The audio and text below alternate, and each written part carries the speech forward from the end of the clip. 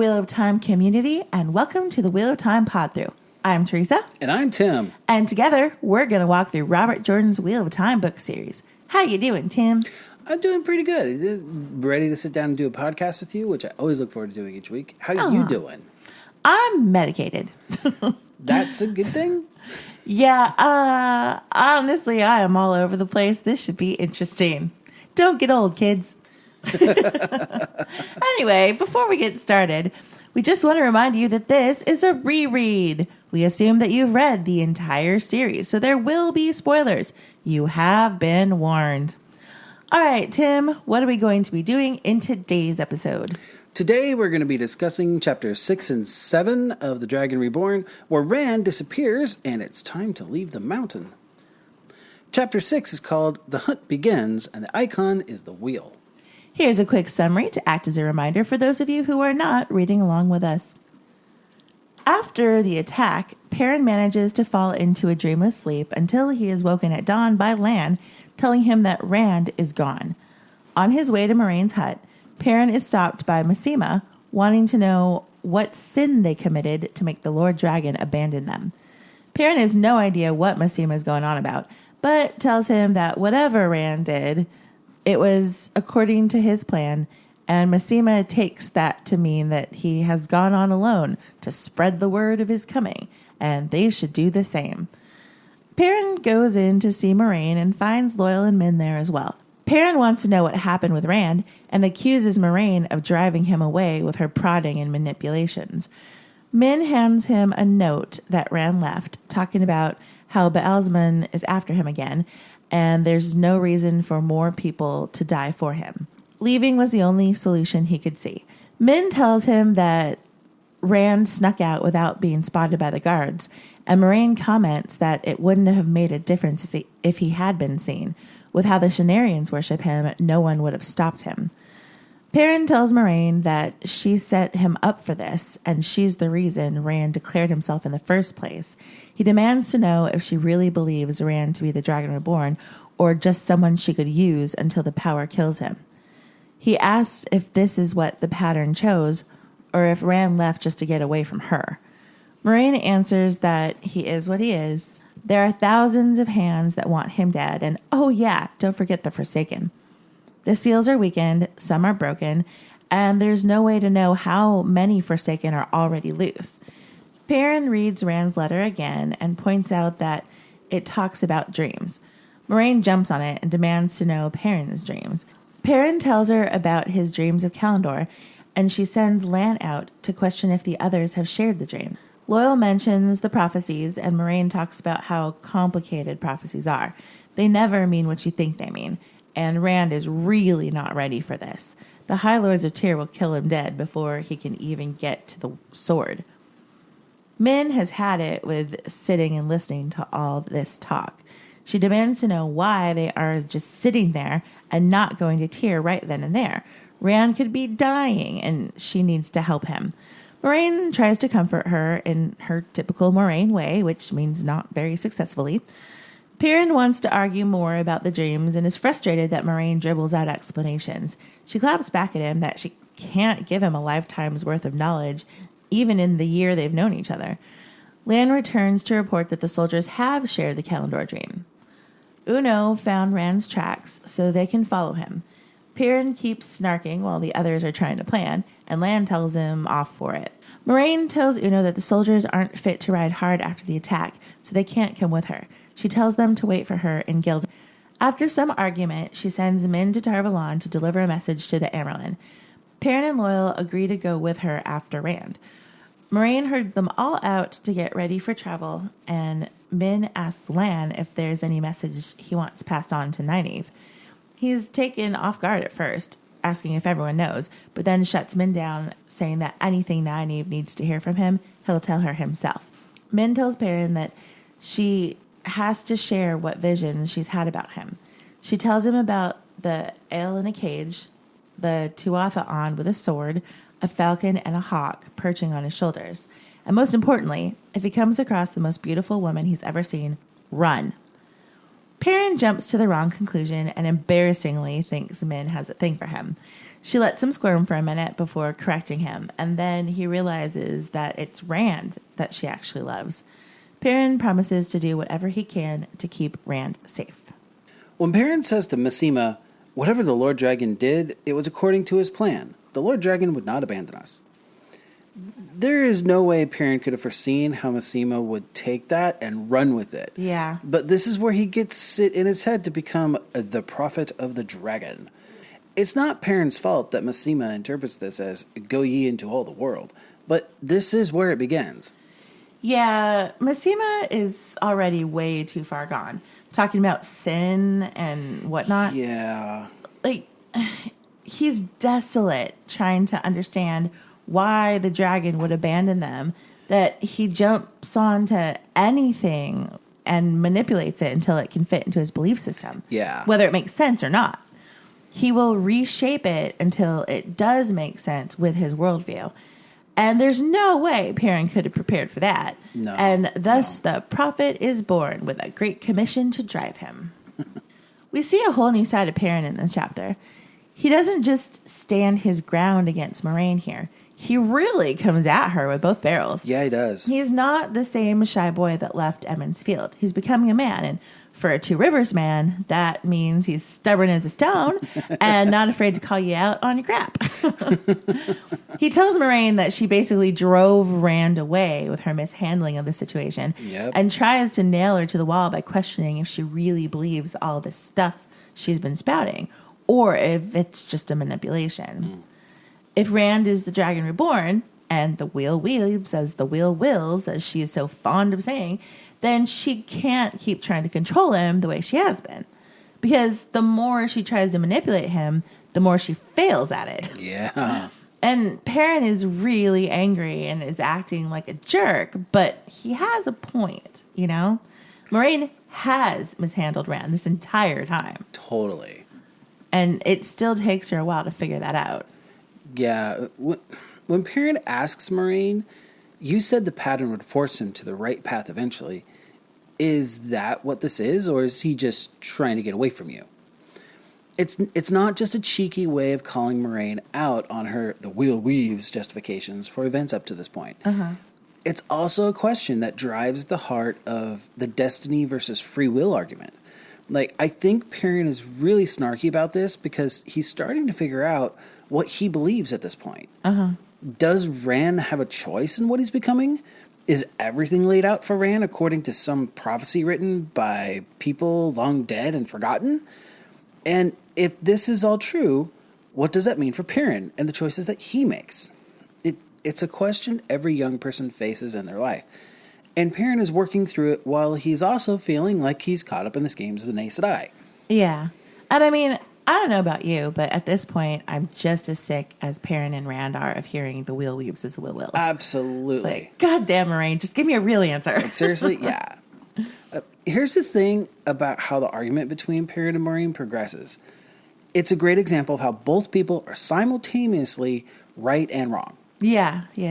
Perrin keeps asking for a straight answer and gets more and more worked up as Moraine only answers with more questions. Mm-hmm. Moraine has been a blue for almost as long as Perrin has been alive. See New Spring for details. The whole time, she's been keeping secrets about the Dragon Reborn from everyone in hopes that she and Siuan will be able to find the dragon before anyone else. Her existence basically depends on her ability to skirt questions about the dragon for all these years. So giving a straight answer is something that probably never crossed her mind. Yeah. They both are wrong here. Perrin can't demand a straight answer from her every time they have an issue because there's not always going to be a straight answer to everything. But Moraine can't keep everything shrouded in mystery because all of their lives are now caught up in the march towards the last battle. Yeah, like, I think that's a good point. You know, Moraine is used to being alone in this. Yeah. It's just her, Lan, and Siuan, but she hasn't actually seen Siuan in years. Yeah. So she's spent all this time traveling around, years and years, where it's just her and Lan, and that's it. And now she has other people who are involved, and she doesn't know how to let them in. You know, Yeah. she doesn't know how to cooperate. She doesn't know how to be part of a group because she never has been. She's always been on her own. Yeah. And I mean, even as an Aes Sedai, she left the tower so soon after being raised to the Shawl, she never had to learn how to work with other sisters. Yep. You know? Yep. So, yeah, I think that's really her fatal flaw is just she's so used to only depending on herself and Lan that she just doesn't know how to communicate, when to communicate, how important it is for other people to at least have a little bit of the plan. Yeah. You know? Well, and one of the flaws I think of the Blues in general is that they're really secretive are and sneaky. They're the secret keepers of the. Yeah, yeah, absolutely. If any Aes Sedai is going to be a spy, they're going to be It's in the gonna be blue. a blue. Yeah, yeah. Yeah, totally. Also, I think we're going to see Moiraine's experience from being around Perrin is going to give her insight on how to understand Rand in later books. Yeah. Like, Perrin and Moiraine spend a lot of time traveling in this book, so she sees up and close the kind of people Rand grew up with. It takes a while for Rand and Moiraine to come to a working relationship. Mm-hmm. But being around a Two Rivers man like Perrin helps her learn how and what to expect from him. Yeah, I think that's true. There's a lot of expositing in this scene. Oh, yeah. We learn more about the Forsaken, Kalendor, and the Kuriathon cycle, dreams that are more than dreams, all sorts of stuff. But because Perrin and Moiraine are arguing about it, it's a little bit more fun than just standard exposition scene, you know? Yeah. I kind of like that. Something that is easy to miss because it's right in the middle of all the exposition is that Loial only ever dreams of the groves and the great trees and the steading. Mm-hmm. Like, the more I reread the series, the more I wish we'd had more time to explore the Ogier as a race. Yeah. Like, if they only ever dream of the groves, is it because they don't enter the world of dreams like humans and wolves? Like, do they have their own alternative version of the world of dreams? And also later, in the same chapter, we find out that men's viewings never appear for Ogier. Yeah, right. There's just a lot of questions I'd like to have seen answered. But I guess if I couldn't get it done in 4 million plus words, then we're never going to get those answered. Yeah, well, you know, maybe there's a short story somewhere in our future. But yeah, I absolutely agree. I would have loved to know more about the Ogier. Yeah. Moiraine breaks down some of the Kuriathon cycle, and a few of the more notable passages that she mentions are, quote, "He shall slay his people with the sword of peace and destroy them with the leaf." So that refers to the ale and what he sees when he goes through Ruidian. Mm-hmm. She asks what, quote, "wounds of madness and cutting of hope he has healed." So that's going to refer to him cleansing the taint. Yep.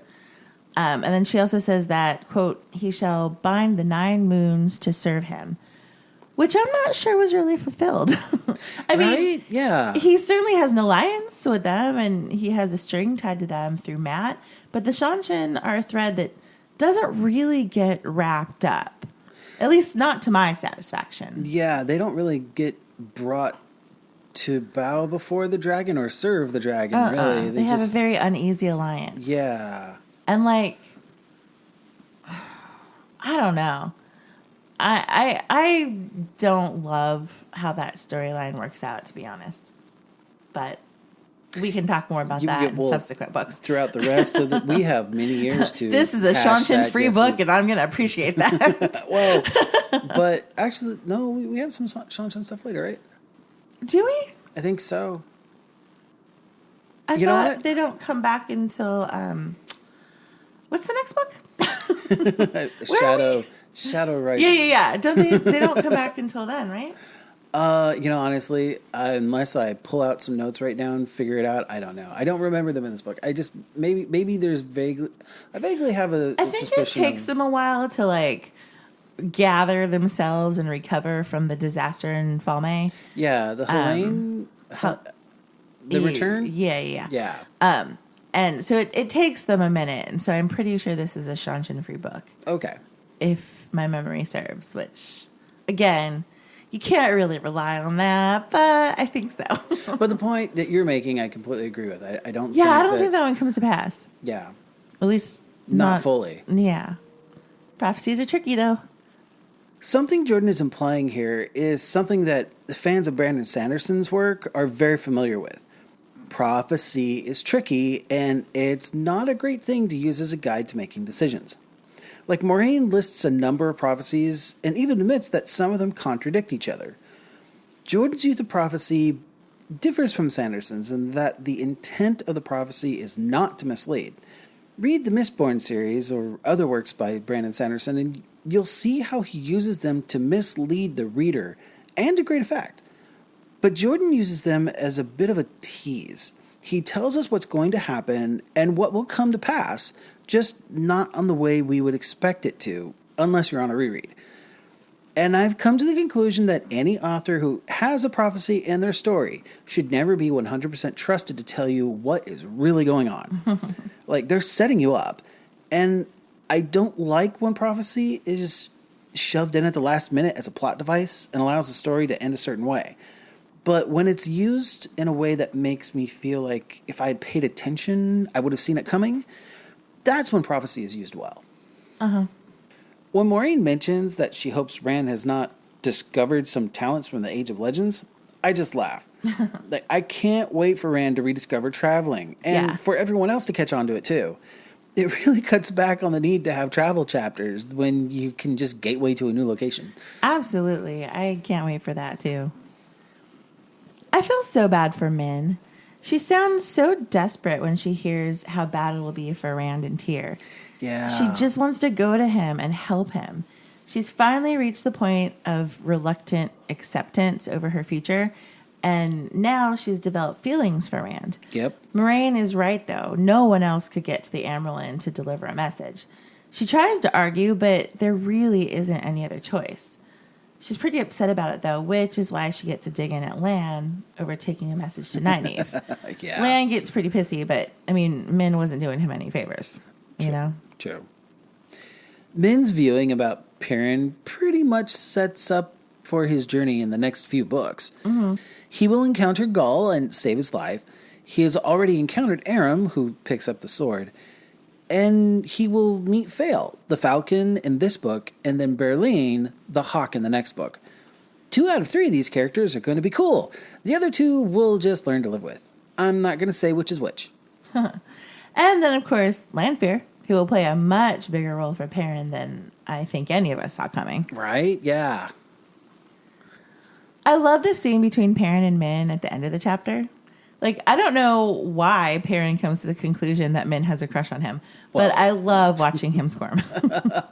And, of course, Min calls him an idiot, but in a loving way, like a sister would. I think her talking to Perrin about Rand here is the first time that she opens up about her viewing. Yeah. Like, she hasn't told anyone that I can remember that she's destined to love him. No, she hasn't. But she is able to confess it to Perrin. And unfortunately, he totally steps in it, asking about Egwene. Like, I mean, it makes sense because as far as he knows, Rand and eggs are still an item. He isn't aware that they let each other go. But it's a sore spot for Min. He turns it around at the end, though, promising to take care of Rand for her. Yeah, he does. And the very end of the chapter, Perrin tells Min, "It really is best for you to go to Tar-Valon. You'll be safe there." Safe? She tasted the word as if wondering what it meant. You think Tar-Valon is safe? If there's no safety in Tar-Valon, there's no safety anywhere. Oh. Perrin, my man, you have no idea. Of course, that mess won't unfold for another book or 2, so we'll get there. And that wraps up Chapter 6. But before we go to Chapter 7, here's a quick word from our sponsors.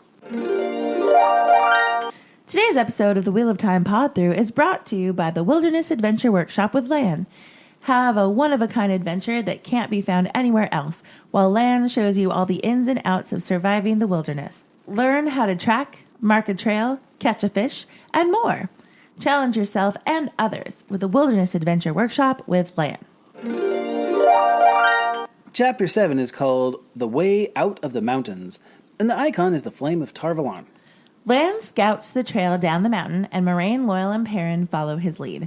Perrin can feel the wolves' presence, though they keep out of sight. Moraine and Lan argue about the pace he has set, and she needles him about sending him off to Myrelle early, which obviously upsets Lan. Perrin asks who Myrelle is and gets a cryptic answer. He decides not to push a subject that can crack a warder's self-control. This is a travel chapter, so all they're really doing is traveling. At one point, Moraine asks Perrin and Loyal to teach her how to catch a fish by tickling their bellies. She promptly catches 3 fat fish, and Perrin is sure that she used trickery to do it. He complains to Loyal about how Moraine does not share the chores and expects them to do whatever she says. Loyal tells them that she put up with Rand arguing with her, and Perrin is set to take his place, but she will not take it from him. She's probably set to get them both in hand before they reach the first village. Perrin knows that he needs her to find Rand, but he is determined not to let her shape his life anymore. Over the days that followed, Perrin found himself doing more and more of the chores and anything else she asked. His efforts to refuse or resist were pretty unsuccessful, and he resents it. The forest eventually gives way to populated lands. The wolves kept up with Perrin, even though they normally would have disappeared well before getting into the lands of the Two Legs. And finally, they reached the first village. Lan definitely earned his Eagle Scout survival badges when he was a kid. I was never a Boy Scout, but a lot of my friends were. I can remember them having to memorize all kinds of stuff about wilderness survival, and a good portion of it was about how to mark a trail when you get lost so others can find you. And I just want to emphasize when, not if, you get lost. Apparently, there are some specific ways that you can stack rocks in a pile, and the shape of the stack tells a person what direction to go. It's a whole system of navigational markers that are designed to make a trail in a way that won't be easily confused or destroyed by the environmental elements, but it's not going to harm the environment, but like you would by cutting a notch in a tree with an axe. Mm-hmm. Every time I read this passage, I think about how I helped my friends memorize all of that stuff, and none of it I remember today. That was time well spent. Yeah. Moraine repeatedly teases Lan about Myrelle, and it's uncalled for and extremely rude. Yeah. This is a violation, and she's treating it as a joke and a threat. I realize that Moraine is stressed out about Rand, but saying that Myrelle is someone to whom Lan must one day deliver a package for safekeeping is disgusting. It really is. She's treating Lan like an object, like a frat guy at a party passing his girlfriend around to his drunken friends to use as they wish. What Moraine did was unquestionably wrong. And not only is she not sorry, but she uses it as a weapon against him. Lan deserves better than that from her. Yeah, this whole thing is really uncomfortable and icky. Yeah, it really, really is. Because, like, Myrelle sleeps with all of her warders. She sure does. So, I mean, passing him off to her, like, it's not... let's just say it's a violation on all sorts of levels. Yes. You know? Very like, much so. Just, this is messed up and not okay. And, like, I generally try to be on Moraine's side because she is frustrating, but she's useful. Mm-hmm. You know, like, she definitely is fighting for the good, but this is not okay. Yeah. Any way you slice it, it's not okay. And I hate that she treats it so lightly. Like, just... Yeah. And I think... Oh, it's terrible. Thankfully, as far as I can remember, this is the last time she treats it so, like, lightheartedly. And I don't think she ever uses it as, like, a jab at him again. But when it happens here, it really sucks. Yeah. She's just taking out her frustration on him. Yeah. And he deserves better. He Absolutely. deserves so much better from her after everything they've been through and everything he's done for her. I agree. Damn it, Moraine. This is a travel chapter, so there isn't much to say about it. They travel for days, and things are pretty much the same. But we do get to see Perrin and Loyal fish with their bare hands. The scene with Moraine catching fish is pretty funny. Yeah. She had to have used the power. Uh-huh. And I just really like how Loyal and Perrin bond on this trip down the mountain. Mm-hmm. Perrin is really angry and worked up about a lot of stuff right now. He needs someone in his life that is a calming influence. And Loyal is a great friend. He is. He helps Perrin see things from a different perspective when Perrin is so frustrated and angry that he's not able to do it himself. Loyal provides a bit of lightheartedness while Perrin is so bogged down and miserable. For sure. We all need a Loyal in our lives. Absolutely. 2, if we can. Perrin is basically a sullen teenager in this chapter. Yeah. He's sulky and argumentative, though I do understand why. Moraine is trying to assert her dominance. She lost control of Rand, but she wants to make it clear to Perrin that she is still in charge. Yep. That's why she's making him do all the chores and anything else she can think of. And she manages it by subtly working around his stubbornness and not giving him something to fight against. Yep. This is how Jordan describes it. Quote, "He tried resisting, but it was hard to resist when she made a reasonable suggestion, and a small one at that. Only there was always another suggestion behind it, as reasonable and small as the first, and then another. The simple force of her presence, the strength of her gaze, made it difficult to protest. Her dark eyes would catch his at the moment he opened his mouth, a lift of her eyebrow to suggest he was being rude, a surprised widening of the eyes that he would object to so small a request, a level stare that held in it everything that was Aes Sedai. All these things could make him hesitate, and once he hesitated, there was never any recovering lost ground." Moraine is a master manipulator. Yeah. And Perrin can feel that he's being manipulated, but can't figure out a way around it. He wants to feel like a man and stand his ground, but he's basically at Moraine's beck and call, which is why he's so sullen and resentful. And all Loyal does is mutter about the danger of angering Aes Sedai. I love Loyal's color commentary in the background.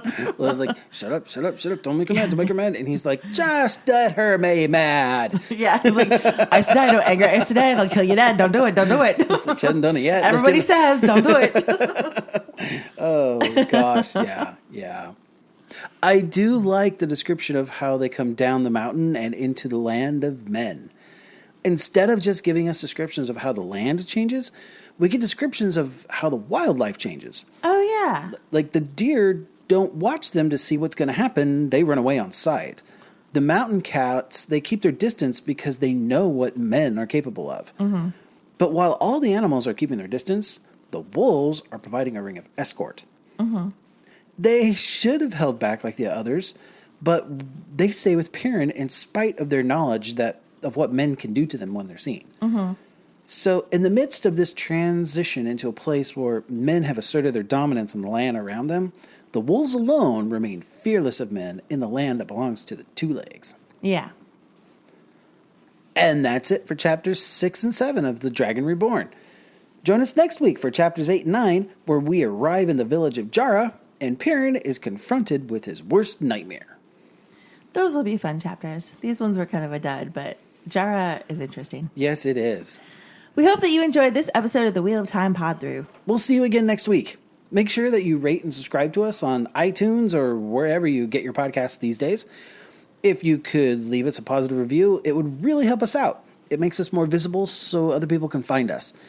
You can tweet us at Pod-Thru or email us at whatpodthru@gmail.com and tell us your thoughts on anything we covered today. That's WOTPODTHRU@gmail.com. Or find us at our Wheel of Time Pod-Thru channel on YouTube. And that one is actually spelled out Wheel of Time. Correct. Thanks, everybody. And we hope the wheel weaves you in our direction again soon.